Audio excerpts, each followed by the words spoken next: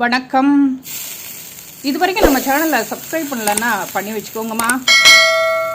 இன்றைக்கி நம்ம பார்க்க போகிறது சின்ன வெங்காய சட்னி. இதுக்கு எத்தனை இட்லினாலும் சாப்பிட்டுட்டே இருக்கலாம். இப்போது அடுப்பில் ஒரு கடாயை வச்சுக்கிறேன், எண்ணெயை ஊற்றிக்கிறேன், நல்லெண்ணெய் ஊற்றிக்கிறேன். அதில் ஒரு 7 காஞ்ச மிளகாய் போட்டுக்கிறேன். அதில் 2 காஷ்மீரி மிளகாய் போட்டிருக்கேன். நல்ல நிறமாகவும் இருக்கும், காரம் கொஞ்சம் குறைச்சலாக இருக்கும்.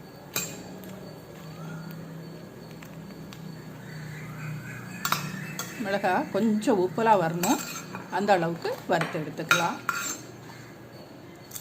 அடுத்தது 2 டேபிள் ஸ்பூன் அளவுக்கு கடலைப்பருப்பு, அதையும் போட்டு வறுத்துக்கிறேன். கடலைப்பருப்பு சட்னியில் கொஞ்சம் இனிப்பு சுவை கொடுத்த மாதிரி இருக்கும், நல்லாயிருக்கும். இப்போ 2 இனுக்கு கருவேப்பிலையை பற்றி நம்ம நிறைய பேசியிருக்கோம். கருவேப்பிலையை நம்ம தாளித்து கொட்டுவோம், அதோட சட்டியில் எடையை போட்டு வறுத்துட்டோம்னு வச்சுக்கோங்க, முழுமையாக அதனுடைய சத்து நமக்கு கிடைச்சிடும். அதை வறுத்து எடுத்தாச்சு. அடுத்தது சின்ன வெங்காயம் ஒரு 40 வெங்காயம் எடுத்துருக்கேன், அதை விரித்து வச்சுருக்கேன், அதையும் போட்டு வறுத்துக்கலாம். சின்ன வெங்காயம் உடம்புக்கு அவ்வளவு நல்லது. உடம்பு உச்சியிலிருந்து உள்ளங்கால் வரைக்கும் பல நோய்களுக்கும் பலம் தரக்கூடியது. அதனால தான் நம்ம முன்னோர்கள் வெங்காயத்தை எல்லா உணவுலேயும் சேர்த்துருக்காங்க.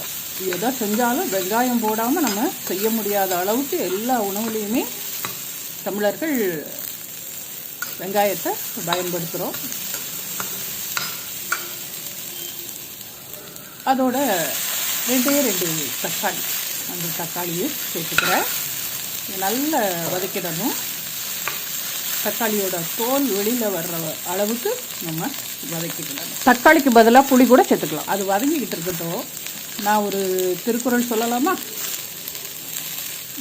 குணம் என்னும் குன்றேறி நின்றார் வெகுளி கணமேயும் காத்தல் அறிவு.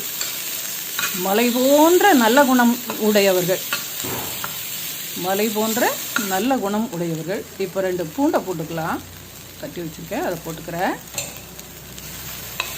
மலை மாதிரி நல்ல குணம், அவங்கக்கிட்ட நிறைய நல்ல குணம் இருக்குது, கோபமே வராது. ஆனால் அப்படி ஒருவேளை இந்த சமுதாயத்தை பார்த்து அவங்களுக்கு கோபம் வந்துச்சுன்னா கூட அது ஒரு கணமும் நிற்காது, உடனே போயிடும். உடனே அவங்க தான் உயர்வான குணமுடையவர்கள். அந்த கோபத்தை அவங்க காட்டுனாங்கன்னாவோ அல்லது அந்த கோபம் உள்ளே இருந்ததுனாவோ அவர்கள் உயர்ந்தவர்களாக ஆக மாட்டார்கள். நம்மளும் கோபத்தை எப்போதுமே வச்சுக்கக்கூடாது. கோபம் இருந்ததுன்னா நிச்சயமாக நம்மளுடைய வாழ்க்கையானது முன்னேற்ற பாதையிலே செல்ல முடியாது. கோபத்தை நம்ம என்னைக்கு தவிர்க்கிறோமோ அன்னைக்கு தான் நம்ம உயர்வான நிலையை அடைய முடியும். முதல்ல நம்ம வாழ்க்கையில் கடைபிடிக்க வேண்டியது கோபத்தை தவிர்க்க வேண்டியது தான். நல்ல தக்காளியில் தொலியெல்லாம் வந்துருச்சு பார்த்திங்களா?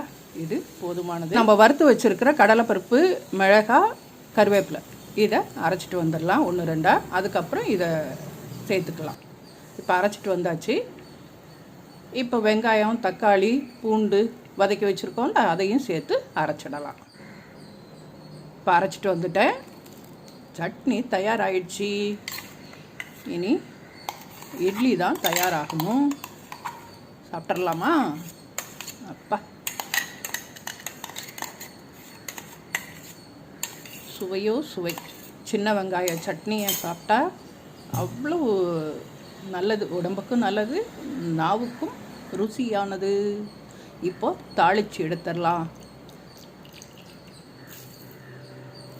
கடுகு, உளுந்தம் பருப்பு போட்டுட்டு எப்போதும் நம்ம போடுற கருவேப்பிலையும் போட்டுட்டோன்னா தாளிப்பு முடிஞ்சுது. அவ்வளோதான். அப்படியே அது தலைமையில் கொட்டுவோம். கொட்டியாச்சு. நீங்கள் செஞ்சு பார்த்துட்டு அப்படியே நம்ம சேனலையும் சப்ஸ்கிரைப் பண்ணிவிடுங்க. அப்படியே பக்கத்தில் ஒரு பெல் இருக்குது பாருங்கள், அதையும் அடித்து விட்டுருங்க.